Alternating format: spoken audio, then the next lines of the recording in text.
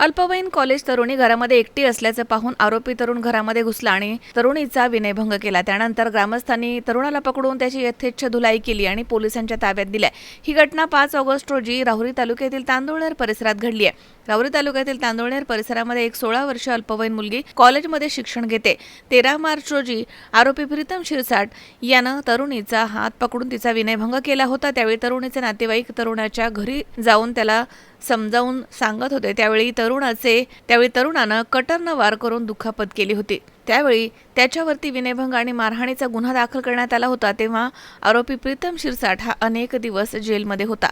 5 August रोजी दुपारी 12:30च्या दरम्यान तरुणी तिच्या सायकलवरनं कॉलेजमधनं घरी जात असताना आरोपी तरुणानं तिला रस्त्यामध्ये अडवलं आणि तिचा विनयभंग केलाय। तसेच तुझे फोटो माझ्याकडे आहेत, तुझे फोटो सोशल मीडियावरती व्हायरल करेल आणि तुला जीवे मारून टाकेल अशी जीवे मारण्याची धमकी त्यानं दिली आणि आरोपी तिथून निघून गेला।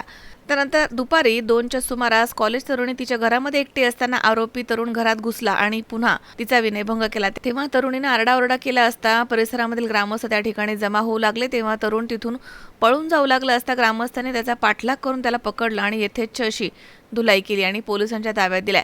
त्यानंतर पीडित कॉलेज तरुणीने राहुरी पोलीस ठाण्यामध्ये धाव घेतली, फिर्याद दाखल केली।